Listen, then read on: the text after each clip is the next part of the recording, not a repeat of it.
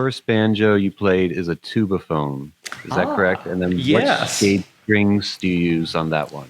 Let me show that off for the camera. I didn't do that earlier. I love this banjo too, even though it's really different from the Dobson banjo. This is a tubaphone conversion. The rim is from about 1915. It's 10 3/4 rather than the 10 15/16 that's common among Vega rims. And the neck is from, I think, the early 80s. It was made by an Ohio luthier named Greg Gaffel, and it's decorated a lot like the early tubaphones were done. It's got a beautiful heel carving as well, but the quality is actually better than any of the original tubaphone necks. The quality of build, the quality of decoration, for whatever that's worth. It also has quite a robust neck for a Vega-style banjo. It's wide this way, it's kind of deep this way as well.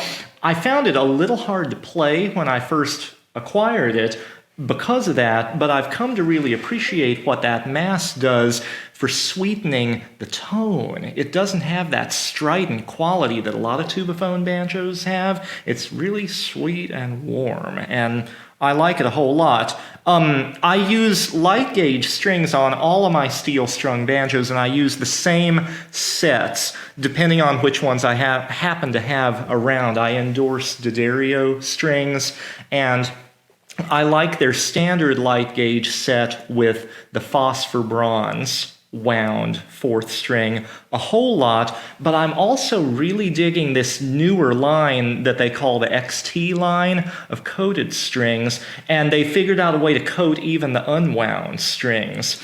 And I had been curious about coated strings long ago when Elixir kind of came out with the idea, but at that time the coating was just on the wound strings, and it didn't seem like a good value for a banjo player with just the single wound string.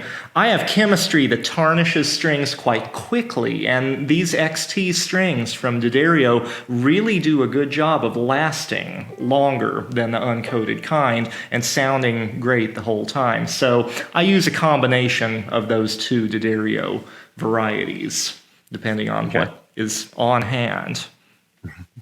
And a quick one, bouncing back to that other banjo you had from Scott Cooper. He's asking, is the fifth string on that instrument at the 7th fret?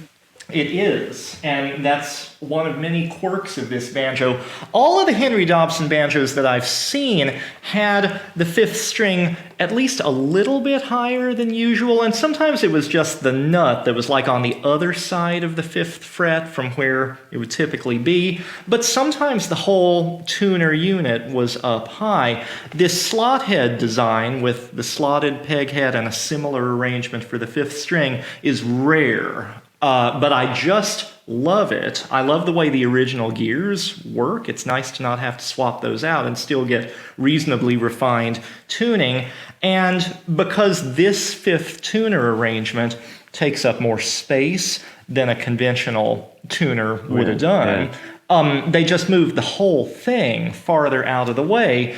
If I were wanting to fret the 5th string, it wouldn't work out, but I never fret my 5th string. Not a lot of clawhammer players do, like the bluegrass players tend to do, and that just puts it wonderfully out of the way of my left hand.